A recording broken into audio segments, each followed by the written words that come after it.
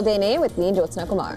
And I'm Hem Khorsuraya, and on the show today, President Donald Trump has delayed the start of tariffs on Mexico and Canada for a month after the U.S. neighbors struck last-minute deals to tighten border measures against the flow of migrants and the drug fentanyl. We'll get you all the latest on this on the show today.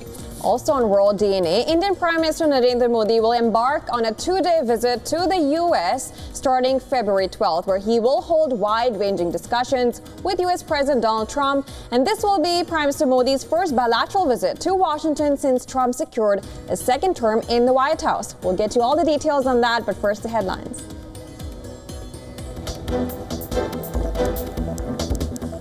U.S. President Donald Trump has paused planned tariffs on Mexico and Canada for 1 month. Agreements come after last-minute talks with Mexican President Claudia Sheinbaum and Canadian Prime Minister Justin Trudeau.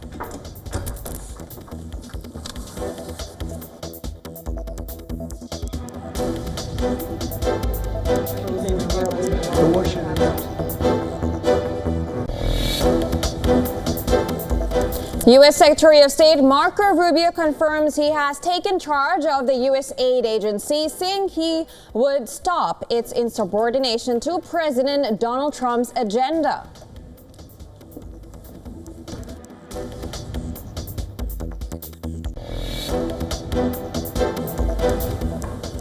Israeli Prime Minister Benjamin Netanyahu meets West Asia envoy Steve Witkoff in Washington, D.C.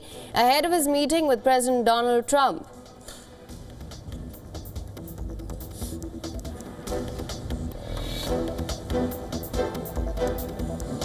Defense Secretary Pete Hegseth visits U.S. border with Mexico as Trump administration continues crackdown on illegal immigration. A report says a U.S. military plane has departed with illegal migrants to India.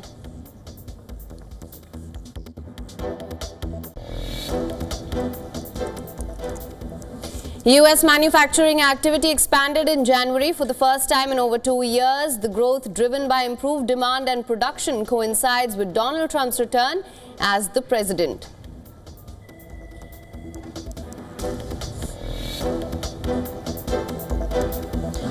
Tottenham Hotspur bring in reinforcement to salvage their season. Spurs have signed 19-year-old French forward Mathis Tel from Bayern Munich on a loan deal until the end of the season.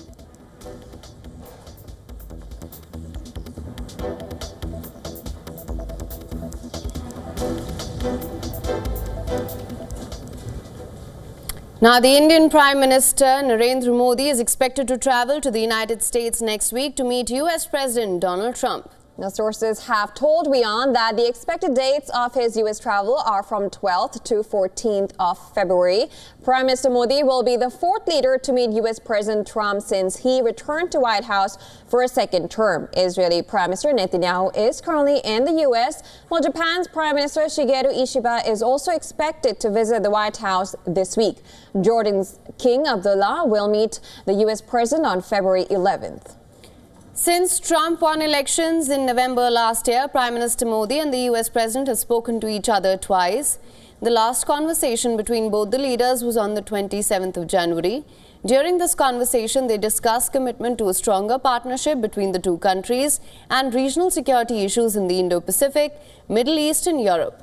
Prime Minister Modi and Donald Trump also spoke about bilateral trade and defense cooperation. The latter emphasized on fair trade and increased procurement of U.S. security equipment.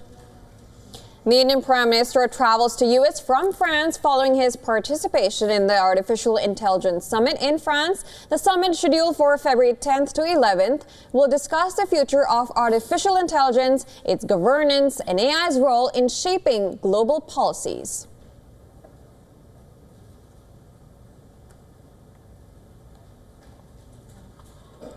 And for more on this, we're now being joined by Mr. Raymond E. Vickery, former U.S. Assistant Secretary of Commerce and Trade Development and Senior Associate at Center for Strategic International Studies from Washington, D.C. Thank you so much for joining us on WION World as One. Always a pleasure to have you on the show. Well, always glad to be here. Good morning to you, and thanks for having me. Right. So to begin with, of course, the meeting between Indian Prime Minister Narendra Modi and President Donald Trump, what, as per you, are going to be some of the key things on the agenda? Well, I think the first item on the agenda is to reestablish the personal relationship between the Prime Minister and the President. They've been close in the past, and President Trump will want to make sure that Modi is still a fan of his. Likewise, Modi will want to know that Trump is going to treat him with respect in the way in which he did during the first term that Trump had. After that, it'll be a question of looking at the issues involving peace and prosperity, how these two great democracies can work together. On the peace angle, the security point, first item I think will be China. It is not exactly certain what President Trump wants to do with Xi, but he has talked with him, and he will want to know that Modi and India are backing him up in his efforts with China. On that score, there ought to be pretty much lockstep, but it will be important to establish that. On the situation with Ukraine, it's a bit more questionable as to what President Trump's going to want to do. And then you move on to the Middle East or Western Asia, as you'd say, and particularly what happens with Iran. As you know, President Trump has been very much hawkish in the past in that regard, whereas India has things that it needs to do with Iran. On the China question, I think Modi will want to be assured that Trump isn't moving in the direction of having a G2 kind of a relationship. In regard to Ukraine, I think Modi will want to know that he can continue the relationship that he's had in terms of defense procurement, oil, and so forth.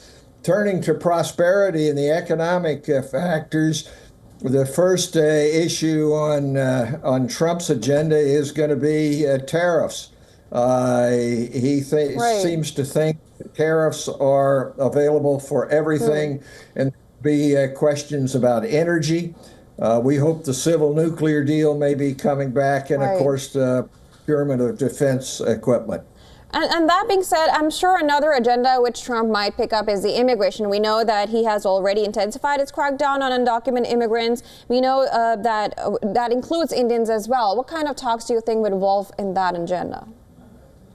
Well, I think you're quite correct to bring that up. That's been the stock in trade both during the campaign and now, as you showed, with the defense secretary going to the border and so forth. I think on that, there isn't going to be a real problem since Prime Minister Modi and others have indicated that India is willing to take back those who are in the country illegally. Nevertheless, there are real problems in regard to H-1B visas, in regard to birthright citizenship. But generally, I think that what will happen is that Trump will want some assurances that he is on the right track and that India generally supports the proposition that people who are in the country illegally have to go home, and he'll look for a victory in that area. All right. Well, of course, we'll be looking to at the talks and bilaterals take place in the U.S. But thank you so much for joining us on the show, Mr. Vikri, and giving your perspective. Always a pleasure. All right, moving on, U.S. President Donald Trump delayed the start of new tariffs on Mexico and Canada for a month. The pause came after they struck last-minute deals to tighten border measures against the flow of migrants and the drug fentanyl. Now, U.S. President said that the talks on final deals would continue with both countries. He also added that talks between Washington and Beijing may be held in the next 24 hours to avoid new tariffs on Chinese imports. Trump said the pause, new tariffs The pause on the new tariffs on Mexico for 1 month after very friendly talks with Mexican President Claudia Sheinbaum. The U.S. president said that his counterpart has agreed to reinforce Mexico-U.S. northern border with 10,000 National Guard members to stem the flow of illegal drugs. Had a great talk with Mexico, and we had President Sheinbaum is a woman. I like her very much. We've had good relationships, but we have to stop fentanyl from coming in, whether I like somebody or not, and we have to stop the illegal aliens from coming in. Other than that, we've agreed to talk and consider various other things. We haven't agreed on tariffs yet, and maybe we will, maybe we won't. Now, tensions appeared higher between the United States and Canada. It took 2 calls before Trump announced a 30-day halt in the tariffs on its northern neighbor. Canadian Prime Minister Justin Trudeau said that Canada will deploy nearly 10,000 frontline officers to help secure the border, list drug cartels as terrorists, appoint a fentanyl czar, and crack down on money laundering. Now, meanwhile, Canada's Ontario State Council plans to ban American companies from bidding on the province's lucrative government contracts. Ontario has earlier announced the ban and also said it was dumping a deal with Elon Musk's Starlink worth $68 million. The pause on tariffs came less than 48 hours after Trump announced sweeping tariffs on goods from the top 3 U.S. trading partners, that's Canada, China and Mexico. Republican presidents plan to impose 25% tariffs on Canada and Mexico and 10% tariffs on China has sent shockwaves through the global economy. Wall Street's 3 main indices fell sharply in early deals but clawed back ground after Trump's announcement of deals with Mexico and Canada. China is hit back at Trump's decision to impose 10% tariffs on China. Now, China's UN ambassador Fu Kong said that the unwarranted increase was in violation of the World Trade Organization rules, and that's why China is filing a complaint. Fu said that Washington should look at the demand side of the fentanyl rather than shifting the blame onto others. We are firmly opposed to this unwarranted increase, and we do believe that this is in violation of the WTO rules. So that's why China is filing a complaint at the WTO, and also we may be forced to take countermeasures. And let me also emphasize that there is no winner in a trade war. And of course, how things pan out, that is something that remains to be seen, how the tariffs will pan out and what will be the countermeasures. For more on this, our New York correspondent Susan Tehrani has sent us this report on what does Trump's decision to delay tariffs on Canada and Mexico signal about his trade strategy. Take a look. President Trump's decision to hold off on imposing tariffs for 30 days demonstrates a strategic use of economic pressure as a bargaining tool rather than an outright protectionist measure. Experts say by leveraging tariffs, he's compelling Canada and Mexico to commit to stricter border security, which aligns with his broader political objective on immigration as well as on drug control. It also underscores how intertwined trade and national security has become in the Trump administration this time around and its policy framework. However, this temporary nature of the pause in tariffs shows that there is a threat for it to once again become a potent negotiating tool. And US President Donald Trump signed an executive order instructing the creation of a sovereign wealth fund within the next year, saying it could potentially buy the short Chinese video app TikTok.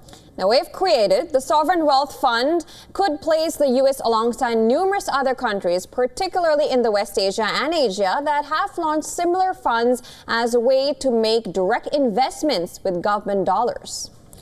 Now, a sovereign wealth fund, it's a state-owned investment fund that manages a country's excess reserves.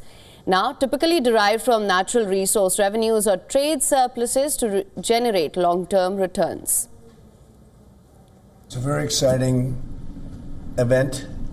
We're going to have a sovereign wealth fund, which we've never had. We have a lot of things that create wealth, and you're seeing that over the last 2 weeks. I think we've created more wealth. Other people have created de-wealth, the people, my predecessors. We're creating a lot of wealth. Trump also noted that many other nations have such investment funds and predicted that the U.S. could eventually top Saudi Arabia's fund size. Eventually, we'll catch it, he has promised. Meanwhile, China's UN envoy Fu Kong said the United States and China should cooperate on AI and technology. He also added that fragmentation would only enhance risk and reduce benefits. What we need is not more bans or more close-ups or more closures. Look at the Huawei, look at TikTok, now the deep seek. How many more do you want to ban? Huh? For us, the right approach is to open up and is to have cooperation, both on the technological level and actually for the political level as well. China and the US being the two most advanced countries in terms of the AI, we have so much to cooperate. And as we always say, that AI has profound ramifications in all assets of human life. So actually, in my view, we cannot afford not to cooperate. The U.S. President Donald Trump has cleared there is no guarantee that the ceasefire in Gaza will hold. This while adding that the negotiations with Israel and other countries in West Asia were progressing. The U.S. President is all set to meet Israeli Prime Minister Benjamin Netanyahu, who is in Washington for discussions on a second phase of truce with Hamas. Now, Netanyahu met U.S. West Asia envoy Steve Witkoff ahead of his meeting with Trump later in the day. Before leaving for Washington, the Israeli Prime Minister said he would discuss victory over Hamas, freeing all hostages, and countering Iran when he meets Trump. On the other hand, a Hamas official told AFP that the group has confirmed to mediators that they are ready to begin talks on the next phase. Another official said that they are waiting for the mediators to initiate the next round. Now, however, a date for formal talks between delegations from Israel and Hamas involving mediators, Qatar and Egypt has not been set, even as a 42-day first phase is due to end next month. Qatar acknowledged that Israel has not yet sent a delegation to Doha, even though it was agreed between the country and Hamas that the negotiations on the next phase would start on the 16th day of the ceasefire. Qatar's foreign ministry said that Netanyahu may be wanting to meet with Trump and have a discussion with him before sending the delegation. The ministry said it is counting on Trump and his administration to stand behind efforts to reach the second phase. Meanwhile, Israel continues its operations in the occupied West Bank. Now, a video released show that right now it was released by the IDF, which says, and it shows operations in Tulkarem.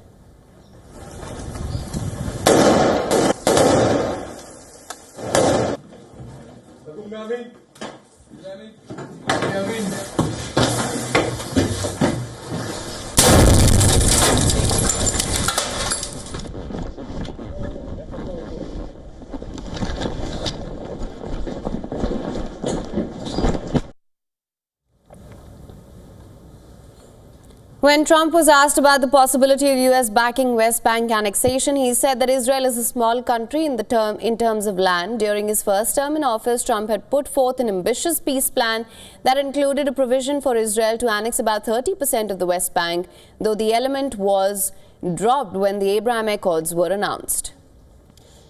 Now, shifting our focus to Lebanon, the Israel military said they had located and destroyed several weapon storage facilities in the country's south, where troops are continuing to operate even as the ceasefire enters the third month. Israel says soldiers had found mortar shells, missiles, rockets, and a large amount of military equipment belonging to Hezbollah without providing evidence.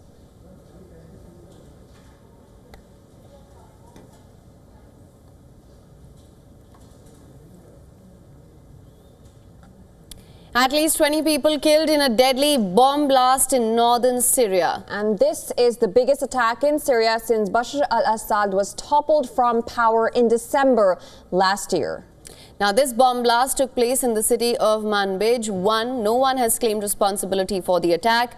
A video released by the White Helmets showed ambulances and emergency services rushing to the scene. The incident marks the 7th car bomb explosion in Manbij in just over a month. Now, the location of the blast is around 30 kilometers away from the Turkish border. The area is currently controlled by Turkey-backed factions known as the Syrian National Army. Kurdish-led Syrian Democratic Forces condemned the car bombing and accused Turkey-backed factions of carrying out the attack. Manbij has changed hands numerous times during Syria's 13-year civil war. Most recently, Turkish-backed Syrian National Army took control of Manbij in December following the withdrawal of fighters from the SDF. However, since then, the SDF has been conducting a counter-offensive to regain control of the area.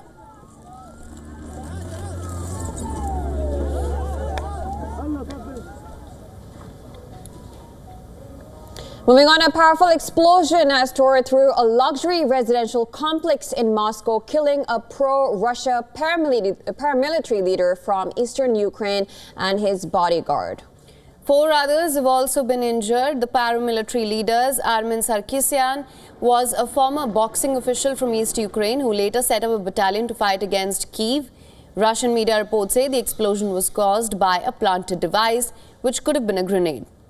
Now, footage from the scene shows a devastated lobby, shattered glass, and a blown-out door.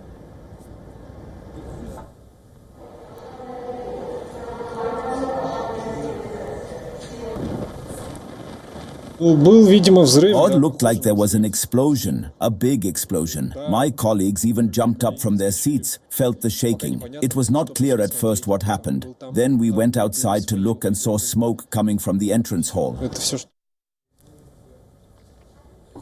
This attack comes amid a series of mysterious explosions and targeted killings inside Russia since it launched its full-scale offensive against Ukraine. Authorities have launched an investigation, but there's been no official statement yet on who might be behind the blast.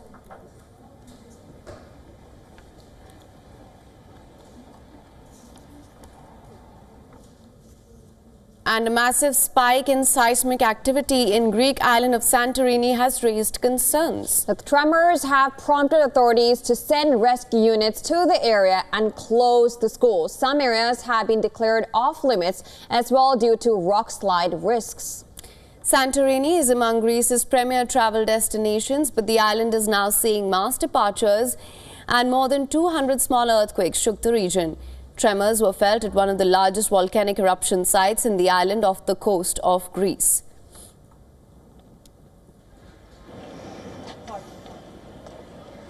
You could feel the tremors more last night in comparison to other days.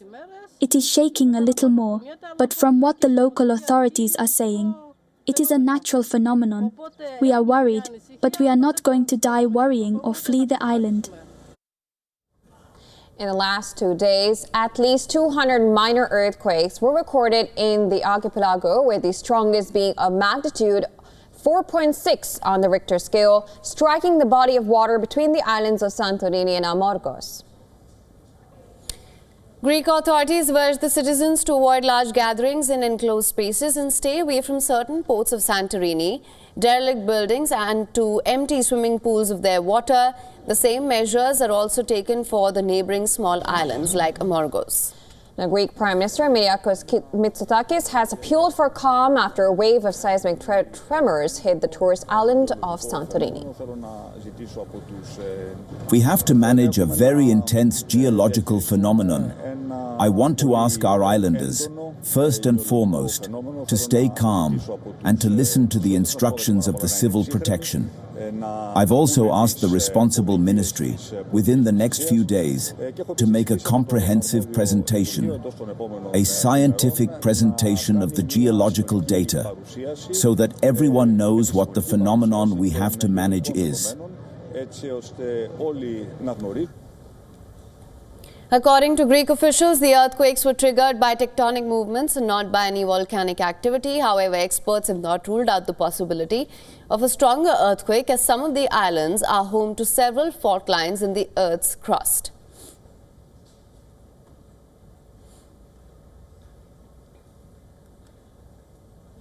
All right, it's now time for a short break, but don't go anywhere. On the other side of World DNA, we talk about the several students who staged protests outside the residence of Bangladesh Chief Advisor Muhammad Yunus, demanding better medical care for all those injured in last year's anti-discrimination protest.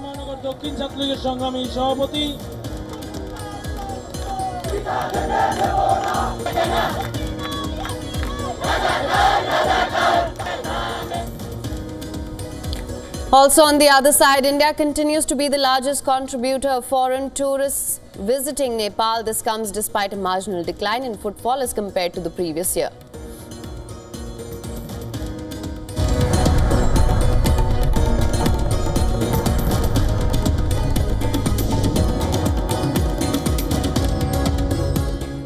WION, India's global voice, the channel that brings you the biggest stories from across the world through India's lens. Now available in more than 190 countries worldwide, because we believe that the world is one. Watch us in Africa, Europe, USA and Canada, South America, Asia Pacific, Middle East and North African regions. Also available on these digital platforms across the world. WION. World is one. Know more, understand better, think ahead. Hello and a very warm welcome. You are watching Gravitas with me, Molly Gambhir.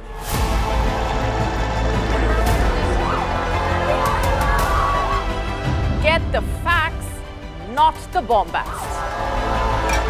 On the 26th of March, dynamic pricing, Baloch separatists, Gravitas cuts out the clutter. Gravitas keeps calm when others scream. Gravitas brings news to life.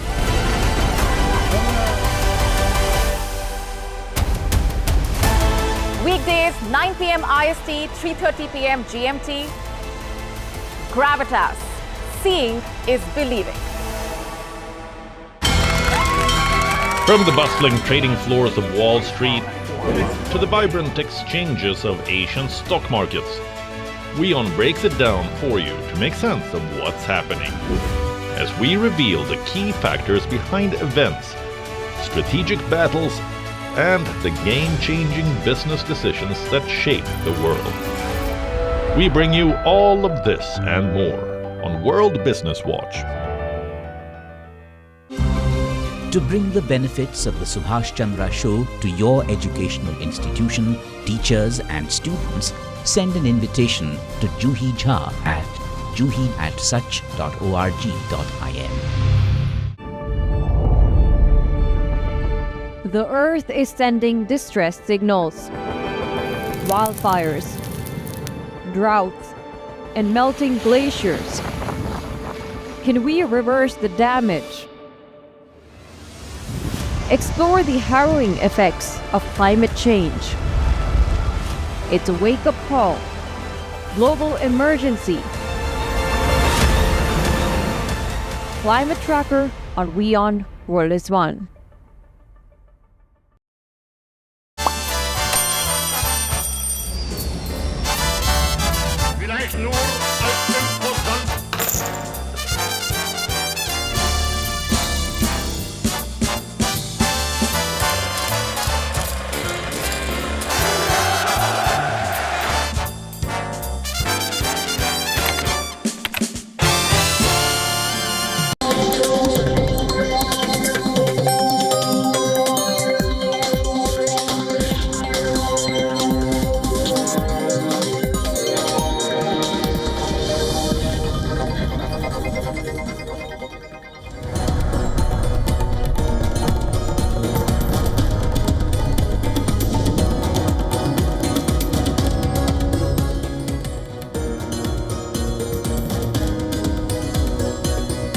Welcome back to World DNA. Thank you so much for staying with us. Lots lined up for you on this side of the show. Let's get started with the headlines first.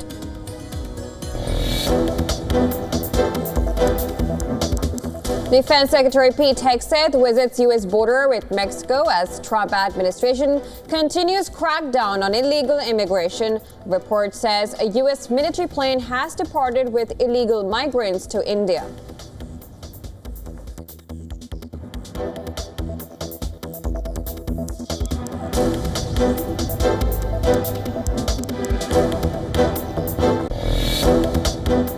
We've agreed to talk and consider various other things. We haven't agreed on tariffs yet, and maybe we will, maybe we won't. U.S. President Donald Trump has paused planned tariffs on Mexico and Canada for 1 month. Agreements come after last-minute talks with Mexican President Claudia Sheinbaum and Canadian Prime Minister Justin Trudeau.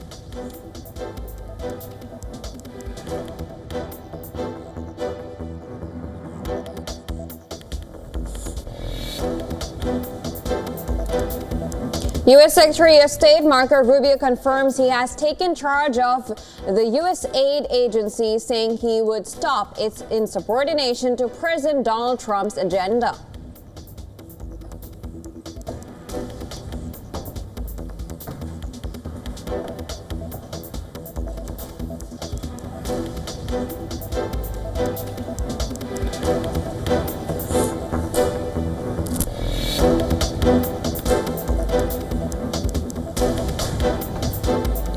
Israeli Prime Minister Benjamin Netanyahu meets U.S. West Asia envoy Steve Witkoff in Washington, D.C. ahead of his meeting with President Donald Trump.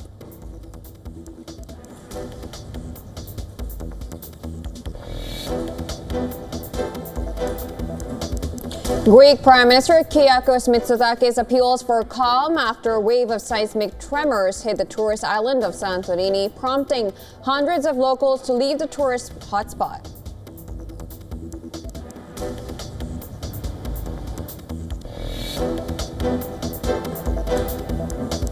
Elon Musk's aides have taken control of the U.S. Treasury Department's payments. Musk claims the move targets government corruption, but critics raise alarm over the unprecedented oversight of critical federal funds.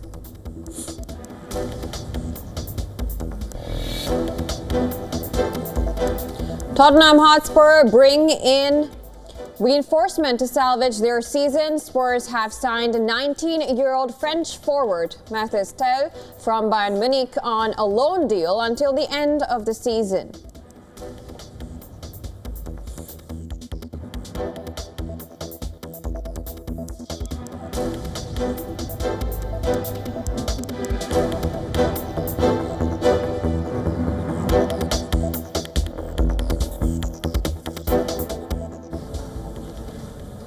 Several students who took part in last year's uprising against ousted Bangladesh Prime Minister Sheikh Hasina staged a protest outside the residence of the chief advisor, Muhammad Yunus. Now, these protesters were demanding better medical care and rehabilitation for those injured in last year's student-led uprising. The July-August protests left hundreds dead and thousands injured, forcing former Prime Minister Sheikh Hasina to flee to India on August 5th, ending her 15-year rule.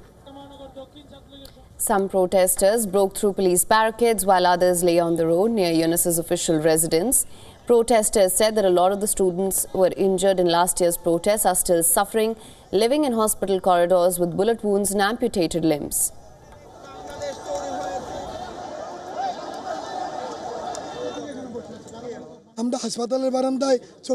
We are living a miserable life in hospital corridors, with bullets in our eyes, bullets in our hands, and limbs amputated.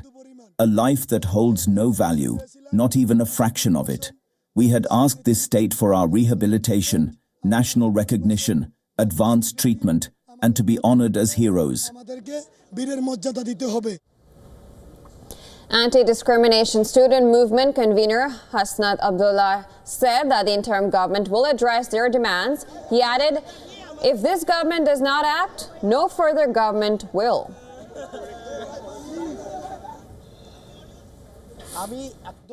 I am telling you for the last time that if any government does something for you, it will be this government.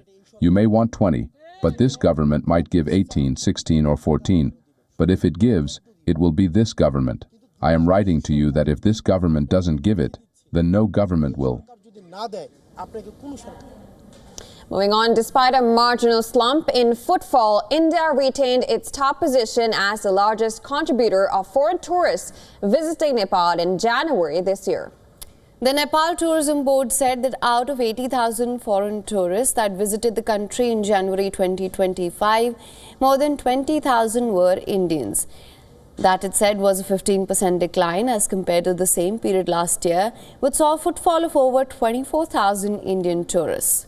On the contrary, the number of Chinese tourists visiting the country has significantly increased. According to the Nepal Tourism Board, over 8,000 Chinese tourists visited Nepal in January 2025, and that is an uptick of over 12% as compared to the corresponding period last year. China is also the second highest contributor of foreign tourists visiting Nepal. Meanwhile, the US, which is the third highest contributor of foreign tourists, saw a rise of at least 15% as compared to last year. The Nepal Tourism Board said that over 8,000 Americans visited the country in January, and Nepal continues to attract large number of tourists from other countries, which includes UK, Australia, South Korea, Japan, Bangladesh, Bhutan and Thailand.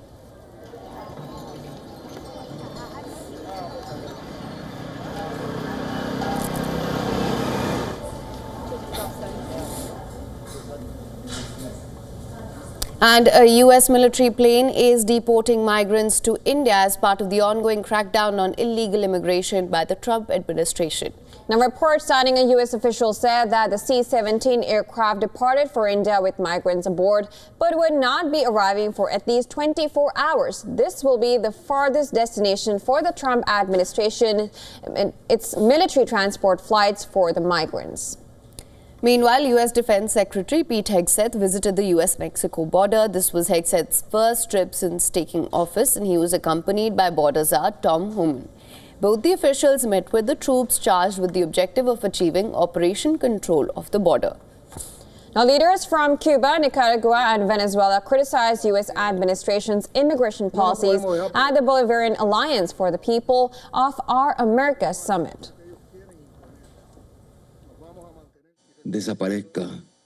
We express our solidarity with the migrants being deported from the United States. The day will come when this anti-immigrant attitude and trend, which has been exacerbated, will disappear. The contribution of migrants to economic and productive activities which demand labor should be valued as it deserves.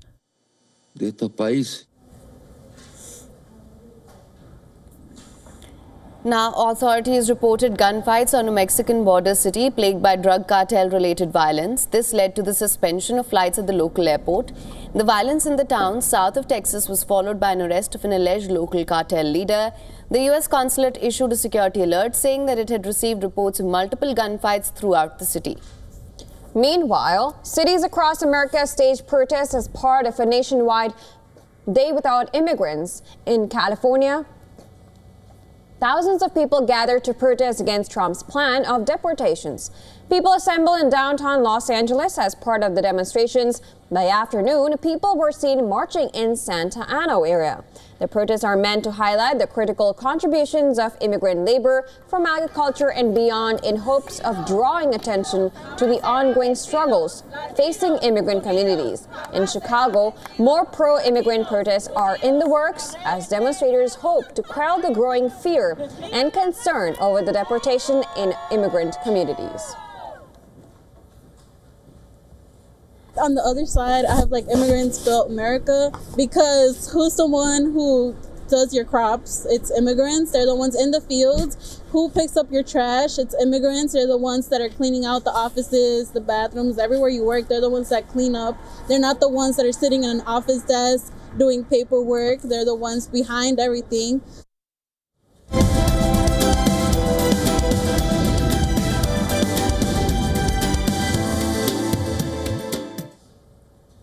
And the entities behind President Trump's crypto meme coin have made about $100 million in trading fee in less than 2 weeks. Now, this is according to a Reuters report quoting estimates from 3 blockchain research businesses, and this is a huge windfall for them. However, thousands of small traders have lost money. The meme coin saw a rapid spike in value, hitting a peak of almost $14.5 billion in just 2 days. However, it has fallen by 2/3 since then. By the end of January, the trading cost for the dollar Trump token, had reached between $86 and $100 million. This is according to the analysis of the blockchain, a decentralized database that records all transactions on Trump's meme coin. Now, Trump-owned firm CIC Digital is one of the companies behind the meme coin. According to the official website, CIC Digital would receive trading revenue derived from trading activities of the meme coin. However, the Reuters report showed it was unable to verify whether Trump has made any money personally. According to a chain analysis, at least 50 of the wealthiest investors in the Trump meme coin have made returns over $10 million each. On the other hand, about 200,000 cryptocurrency wallets, predominantly with little assets, incurred losses on dollar Trump. Being the first crypto president and transforming the United States into the crypto capital of the world are two of Trump's stated goals in his campaign promises to promote digital asset ownership and reforms. Several influential people in his inner circle, cabinet and administration are crypto holders or have connections to the crypto business. However, ethics experts and Democratic Party opponents have criticized the mix of huge sums of money and the opaqueness of his crypto projects. Richard Briffault, a law professor at Columbia University, told Reuters there is an ethical concern that, in effect, he has the power to regulate his own business.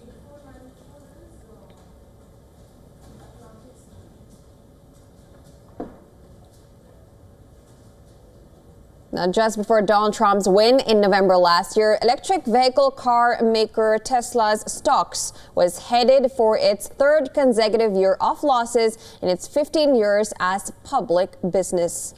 However, following Trump's win, the company's stock surge helped the firm rank among the top performers for 2024 in the S&P 500 index. Elon Musk's Trump trade extends beyond the turnaround in his company's stock fortunes to his firm's crypto holdings. For more on this, take a look at this report. The ground reality for Tesla remains the same as before Trump's election victory. There is still complete paralysis inside the EV maker as demand for its automobiles remains shaky and the future becomes bleak. So, what set off the change in fortunes? Elon Musk's robust campaign support for Donald Trump and his subsequent unofficial participation in the president-elect's administration has triggered a turnaround. Investors see that move as a political masterstroke on Musk's part. Shares of Tesla were down over 2% leading up to the US presidential election. Stock, though, reversed to surge by over 70% after the election results, bringing their 2024 total gains to nearly 70%. Despite no change to the company's core competencies, the EV maker's market valuation increased by $572 billion in the last 2 months of 2024, reaching about $1.4 trillion. However, what's caught everyone's attention is Tesla's Bitcoin holdings, which boosted its last quarterly profits. Tesla booked a $600 million boost from Bitcoin after an accounting change. That is, according to the Chief Financial Officer Vaibhav Taneja during Tesla's earnings call last week. The accounting technique of mark-to-market resulted in a boost from Bitcoin holdings. Trump's crypto embrace spurred Bitcoin's surge in the December quarter to new record highs repeatedly. During the previous surge in crypto prices in 2021, Tesla disclosed an overall investment of $1.5 billion in Bitcoin. Tesla showed digital assets of $1.08 billion on its financial sheet in the latest quarterly report. Following Trump's promise of regulatory backing, the cryptocurrency sector is seeing a resurgence. After more than doubling in the last year, Bitcoin's value peaked on Trump's inauguration day at over $109,000. Although the OG token has since fallen in value to below $100,000. Despite the boost, the adjusted profits per share for Tesla's December quarter came in at 73 cents, which was lower than 75 cents expectations on the street. The intention to launch robotaxi operations and the projections of a sales rebound this year gave investors hope. The stock price of the Elon Musk-led business has risen this year again. Meanwhile, Trump's stance of being anti-electric vehicles is well known. However, investors seem to be placing their bets on Musk's ongoing cozy relationship with the administration to pave the way for Tesla's goal of developing a completely autonomous vehicle. Wall Street analysts have raised the stock's price estimates significantly. Bets are that regulatory restrictions will be eased significantly, benefiting Tesla's self-driving technology ambitions. Business Bureau, WION World is One.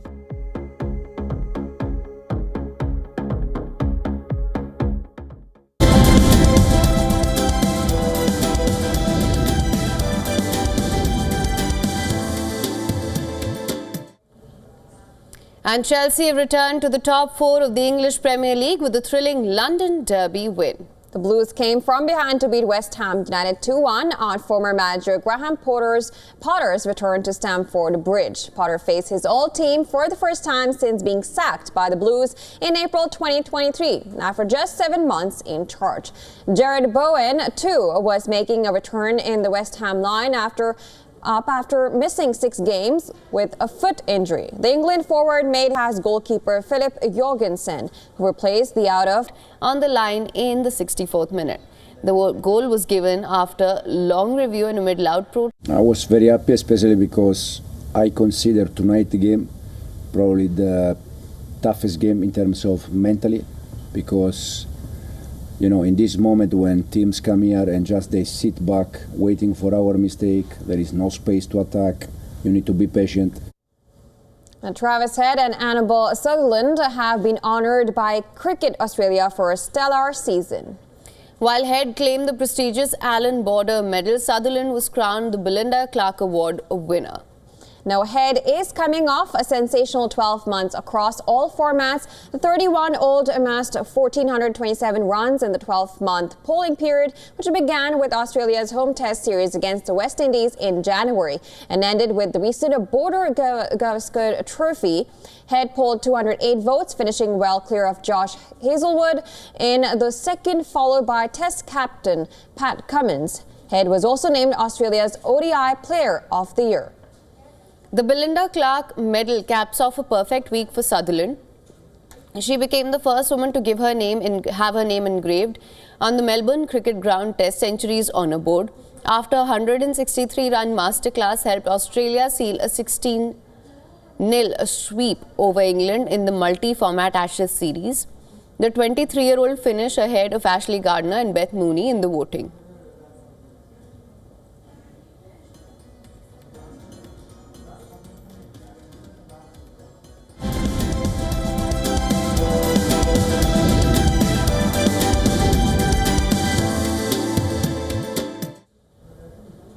All right, let's now take a look at all the developments from the world of technology.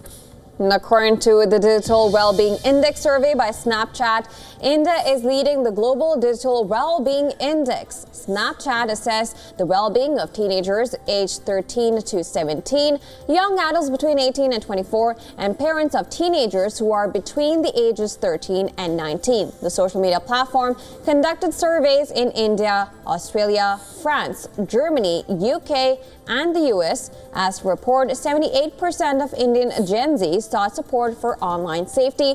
That is up from 65% in 2023.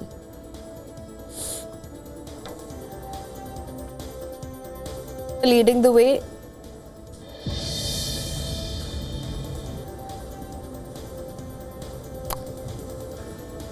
Indian parents are leading the way in supporting their children's digital lives. Over 70% of Indian parents actively check in with their teenagers, the highest rate globally. However, the study also revealed a concerning trend. India recorded the highest rates on sextortion among the surveyed countries. Over 71% of the respondents reported being sextorted, while 80% of these cases involved minors aged 13 to 17. Moving on to then other report related to the Indian youth, most Gen Z voters in Delhi are aware of candidates in their constituencies. The Indian capital city is all set to go to polls on February 5th, according to a survey titled Gen Zers. Tariff, with polls conducted by the 23 Watts Inside Studio. Women's safety, unemployment and pollution are the main pressing issues for the Delhi youth. Around 74% of the respondents believe that freebies matter and influence votes around the elections. Meanwhile, social media continues to be the primary source of information, with over 35% of young Delhi voters getting election-related news online, followed by independent blogs and websites.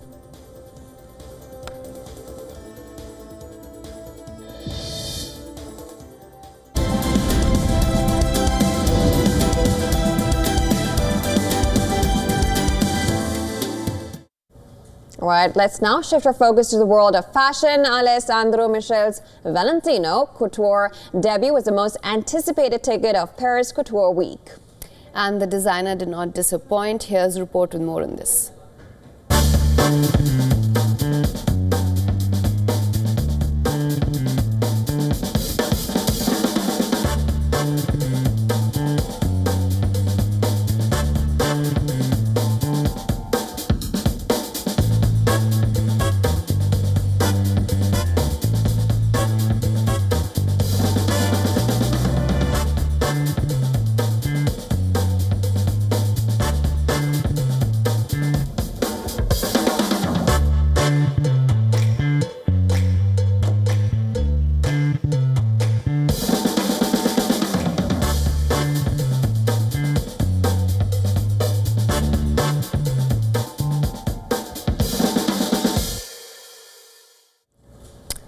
All right, on to other highlights from the world of showbiz now. Taiwanese actor Barbie Su, who is known in the Chinese-speaking world as Big S, passed away at 48 years following influenza complications.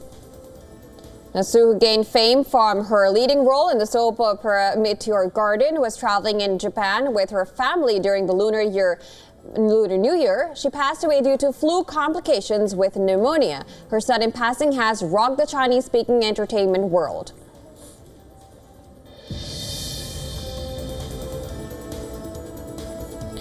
Netflix has dropped the first teaser for Jewel Thief. The movie actors stars Saif Ali Khan and Jaideep Ahlawat in pivotal roles. Khan here plays a jewel thief who gets hired to steal the African Red Sun, which is an expensive diamond piece. Directed by Siddharth Anand, the movie is one of the big releases in the streaming platform.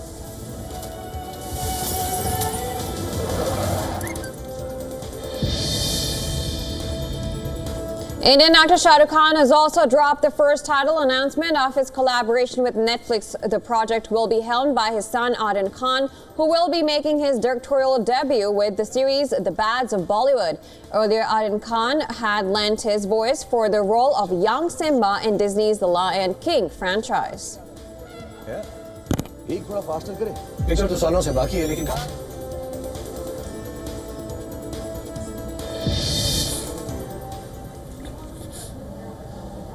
Now here's a look at all the climate stories that are making headlines across the world.